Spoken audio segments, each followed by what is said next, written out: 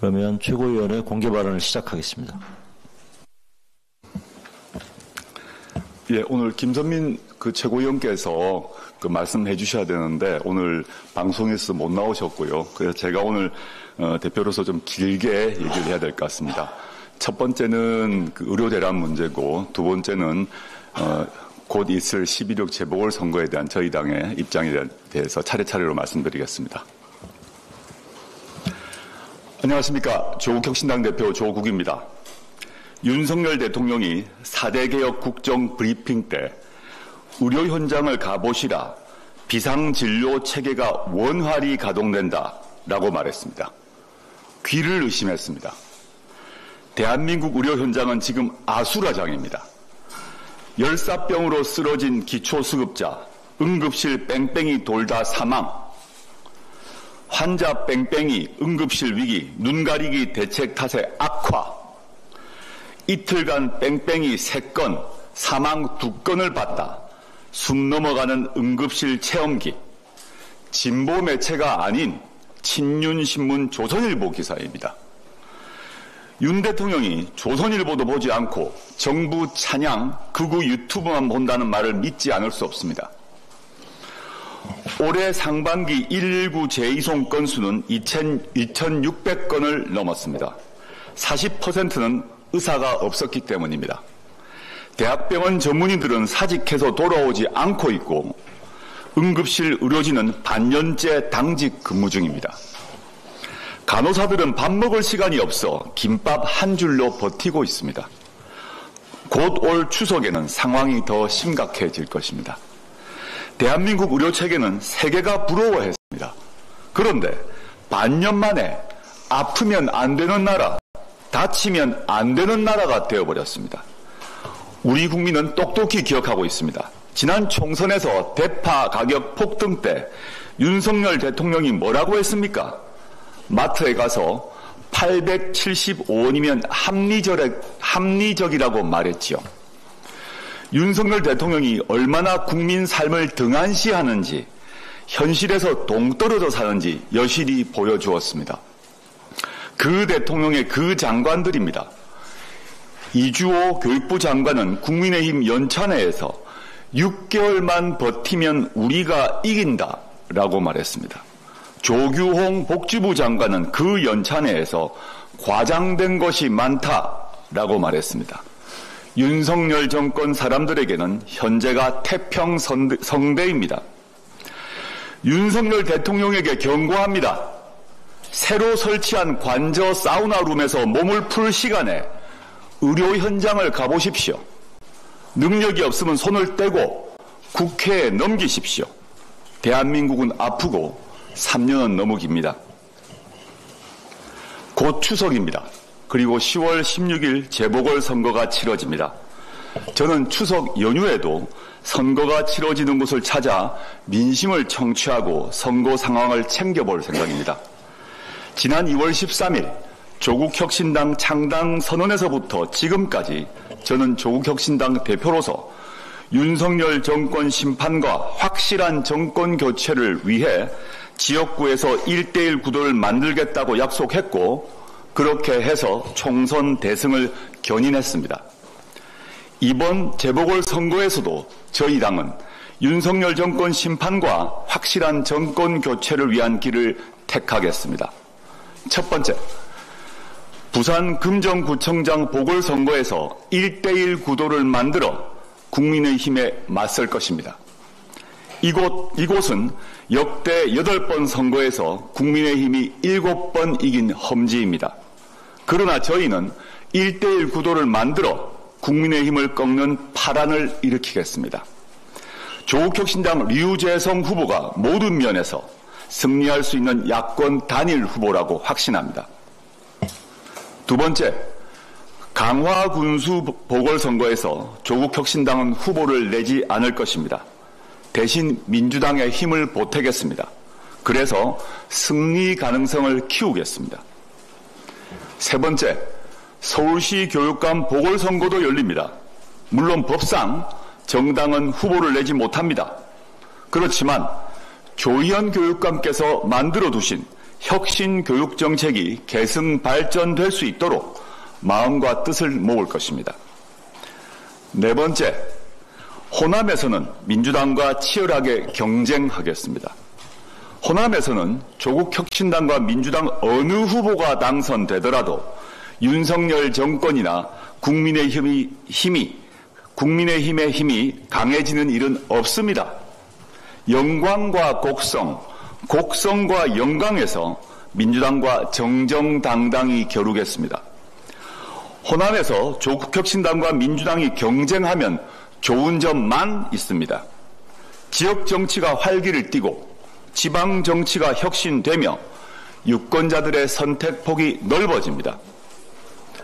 어떤 분들은 대선 승리를 위해 혁신당은 지방선거 후보를 내지 말아야 한다라고 말합니다. 이치에 맞지 않습니다. 공식적으로 23대 대통령 법정 선거일은 900일 이상 남았습니다. 우리 당은 이 시간을 당기기 위해 전력 투구하고 있습니다. 언제일지 모르지만 이 대선을 위해 조국 혁신당이 한 달 뒤 재보궐선거를 포기해야 한다는 말인가요? 현재 민주당 후보들 사이에 벌어지고 있는 치열한 경쟁은 좋은 일이고 조국 혁신당과 민주당 간의 경쟁은 나쁜 일인가요? 이렇게 되묻고 싶습니다. 정권 교체를 위한 결기와 열망은 조국 혁신당이 그 어느 정당보다 앞섭니다. 조국 혁신당이 승리하면 현 정권을 퇴출하기 위한 힘은 더 강해집니다. 윤석열 정권과 단호히 싸우고 제4기 민주정부를 수립하기 위해 조국 혁신당은 민주당과 철두철미하게 협력할 것입니다. 대신 더 좋은 지방정치, 더 좋은 지방발전 정책, 새로운 지역 인재 발굴을 놓고는 민주당과 경쟁을 벌일 것입니다. 설사 이번 재보궐선거에서 조국 혁신당이 지더라도 말씀드렸던 세 가지를 놓고는 계속 도전하고 민주당과 경쟁할 것입니다. 확실한 대선 승리를 위해서는 경쟁해야 합니다. 경쟁 없이 승리 없습니다. 경영학에서 모두 인정하는 성공 전략으로 인정되고 있는 용어를 쓰면 컴피티션, 그것이 바로 승리의 길입니다. 그래야 민주진보 진영이 더 넓어지고 더 탄탄해질 수 있습니다. 이는 더 좋은 정치 혁신, 더 좋은 정권 교체, 더 탄탄하고 확장된 지지 기반 확보로 이어질 것입니다. 감사합니다.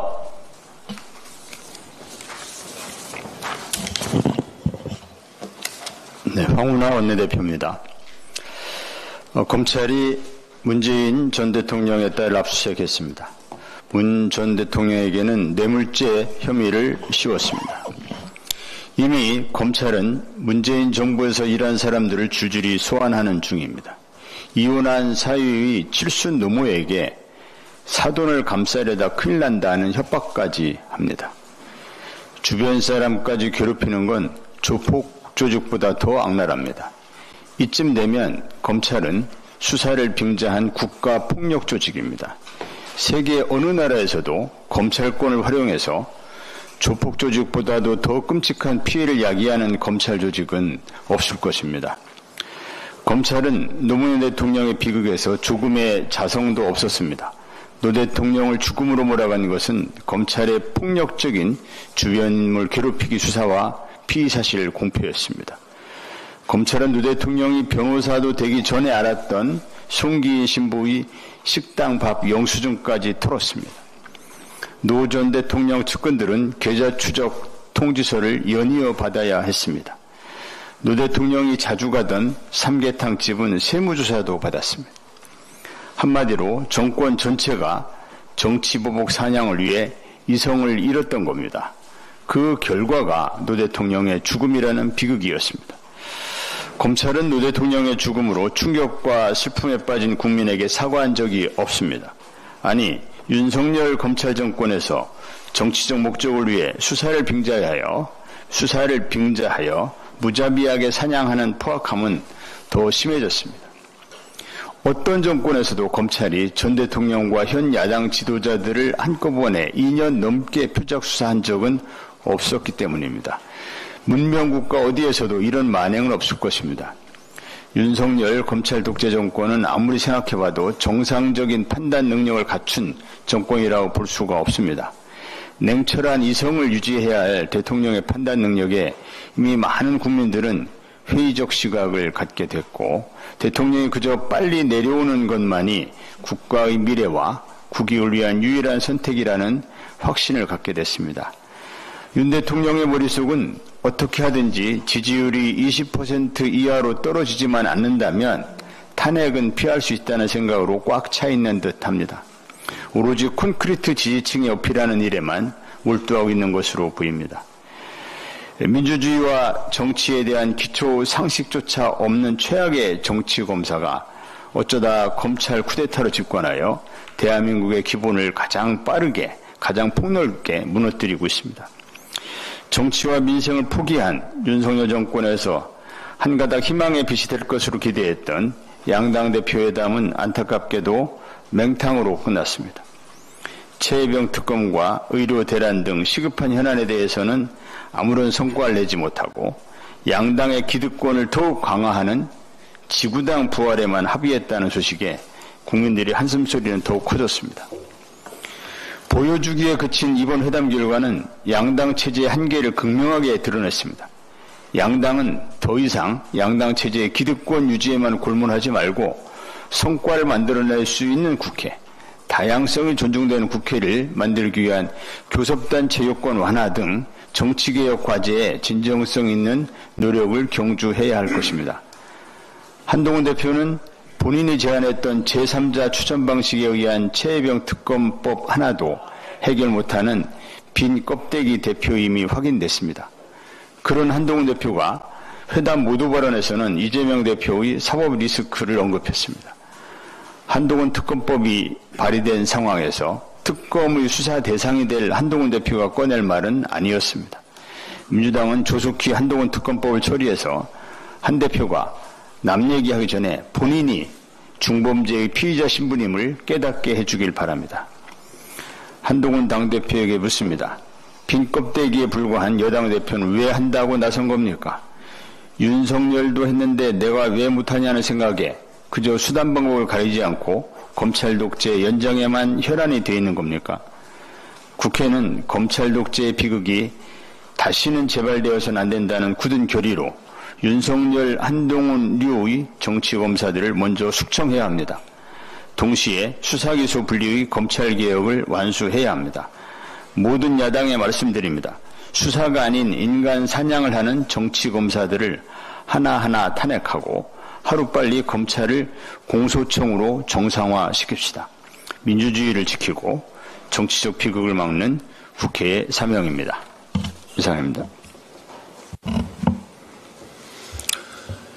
김건희 여사의 명품백 수수에 대해 무혐의 처분한 바로 그 검찰이 문재인 전 대통령에게는 뇌물죄 적용을 검토하고 있다고 합니다.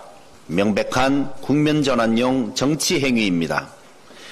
이 정부 인수위 시절에 2년은 전 정부 터는 일만 할 것이라는 소문을 들었는데 설마 정권을 잡았는데 그렇게까지 무책임할 리가 라고 생각했습니다.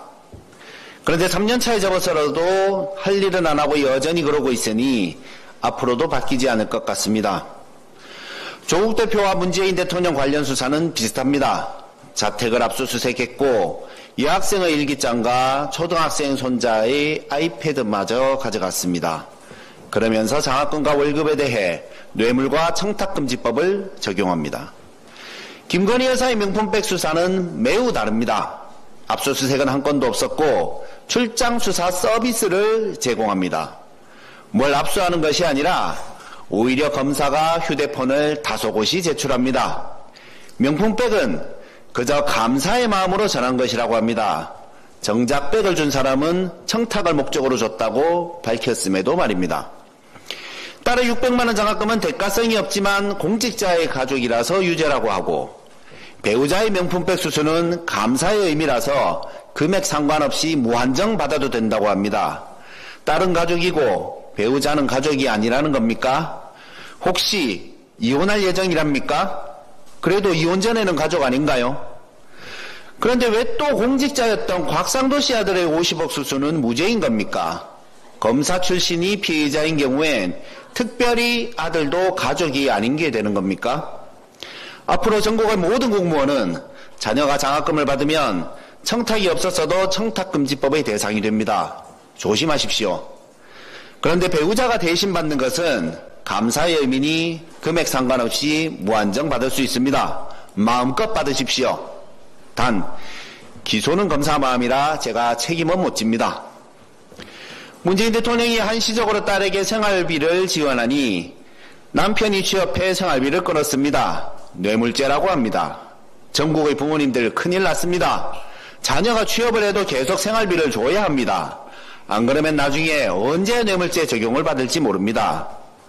그런데 검찰의 수사를 받고 있던 기업이 윤석열 검사의 아내 회사인 코바나 컨텐츠에 협찬한 것은 또 무죄랍니다. 그러니 공무원들은 앞으로 아내 명의로 법인을 만들어 거기로 협찬을 받으십시오. 혹은 아들의 주민등록을 분리하고 퇴직금을 받으면 50억 정도쯤은 무죄가 될 수 있습니다. 이게 뭡니까? 검찰과 사법부의 판단이 왜 이렇게 그때그때 다릅니까? 이래서야 국민들이 어떻게 사법체계를 믿겠습니까? 옛날 부산 자이언츠의 야구 경기를 보다 보면 아주라 하는 말을 자주 들었습니다. 파울공이나 홈런공을 줍게 되면 야구 경기를 보러 온 아이들에게 주라는 의미입니다. 어른들이 아이들을 보면 사탕이라도 하나 챙겨주는 게 우리의 미풍양속이었는데 사건하고 상관도 없는 초등학생 아이패드를 왜 압수합니까? 혹시나 별건 수사의 자료가 될 것 같아 그런 것입니까? 심지어 일기장 때와 똑같이 아이패드도 압수한 적 없다고 국민들께 거짓말을 했습니다. 거기 뽀로로와 카봇 동영상밖에 없으니 헛된 기대 말고 아이패드 빨리 돌려주십시오. 우리는 지금 대혼란의 시대에 살고 있습니다. 시스템이 붕괴되고 상식이 파괴되는 것을 매일 보는 것이 힘듭니다. 왜 먹고 살기 바쁜 시민들이 이런 것을 보는 게 힘들겠습니까? 그들이 정의롭기 때문입니다. 그들이 상식적이기 때문입니다. 힘든 일상을 살아가느라 큰 소리는 내고 있지 못하지만 상식적이고 정의로운 시민들이 다 지켜보고 있습니다. 뉴라이트가 이승만을 존경한다더군요. 그래서 윤석열 대통령이 이승만의 거부권 행사를 본받고 있나 봅니다. 이승만의 말년이 어땠는지 상기하십시오. 계속해서 상식적이고 정의로운 시민들을 힘들게 하면 그 말년이 이승만보다 좋지는 못할 것입니다. 이상입니다. 최고위원 조윤정입니다. 저는 지난주 서울에 2번, 전남 영광, 곡성에 각각 하루씩 다녀왔습니다. 제가 사는 곳은 광주입니다. 서울과 군 단위, 면 단위를 하루 간격으로 왔다 갔다 하다 보니 그 지역적 차이가 피부로 확 와닿더라고요. 대도시에는 사람도 많고 건물도 많고 상점도 넘쳐납니다. 그러나 군 단위, 면 단위는 한적합니다. 사람도 없고 젊은 사람은 더 없습니다. 젊은 사람 구경하려면 농협에 가야겠더라고요. 거기 가니 직원들은 젊습니다. 말 들어보니 광주에서 출퇴근을 한다고 합니다. 왜 도시에서 출퇴근을 할까요? 대한민국에는 1개의 특별시, 6개의 광역시, 6개의 도, 3개의 특별자치도, 총 75개의 자치시, 82개의 자치군, 1168개의 면이 있습니다. 그 면 아래에는 무슨 리가 있습니다. 다 아는 걸 일부러 나열해 본 이유는요. 전국 각지에 이렇게 사람이 사는데 그들의 목소리가 작다는 이유로 모든 것이 대도시 중심으로 돌아가고 있다는 생각이 들었기 때문입니다. 오늘은 국면 단위 지역민들의 고충과 자영업자의 현실을 말씀드리겠습니다. 대한민국 국민 대다수의 뿌리는 서울이 아니라 시골입니다. 그런데 언제부턴가 오직 서울에만 사람이 사는 것처럼 모든 좋은 것은 다 서울에 몰려 있습니다. 그것의 결과가 지금의 수도권 과포화, 과밀화, 비정상적인 도시 확장 아니겠습니까? 지역소외, 지역 불평등, 지역 불균형 아니겠습니까? 전남 영광에서 굴비 자영업하는 지인이 이야기합니다. 영광에 굴비 자영업체가 약 600개가 있는데 다들 너무 힘들다고 합니다. 추석 대목이 돌아오는데도 전혀 경기가 안 산답니다. 일단 그 시장 자체가 줄었답니다. 한창 때 8천억, 9천억 하던 굴비 시장이 지금은 2천억, 약 4분의 1가량으로 쪼그라들었답니다. 조기가 잘 안 잡히는 것도 문제지만 그 시장마저 수협중앙회의 큰 손이 장악하고 있는 형국이라고 합니다. 수협중앙회가 조기를 다 긁어가 버린다. 그리고 유통으로 다 뿌려버린다. 현지 자영업자는 수협에서 싸게 사서 파니 조기값이 비쌀 수밖에 없다. 그 가격을 맞출 수가 없다. 그러니 소비자는 더 안 찾고 그런 악순환이 계속된다라고 하소연합니다. 그럼 국가는 무엇을 해줘야 하느냐? 모른 척하고 손들고 있을 게 아니라 조기를 이용해서 다양한 식품 개발을 할 수 있도록 R&D 투자를 한다든지 홍보 유통 지원이라도 한다든지 그렇게 적극해주면 좋은데 그런 것도 없답니다. 있는 것도 다 없애버린답니다. 국민들에게 세금 걷어서 다 어디다 쓰는지 모르겠다라고 분통을 터뜨립니다. 이것은 영광 자영업자만의 이야기는 아닐 겁니다. 가격 경쟁력, 기술 경쟁력, 정보 경쟁력에서 한계가 있는 영세 자영업자들, 영세 기업들, 매번 대기업이나 거대 권력의 시장 뺏겨, 인력 뺏겨, 특허권 분쟁으로 또 뺏겨 봉되는 일이 한두 건이 아닙니다. 전남 곡성에서 현지 주민을 만났습니다. 귀농한 분인데 도시에서 나온 쓰레기 폐기물, 도시에서 처리하지 왜 시골로 다 가지고 오느냐라고 분개하십니다.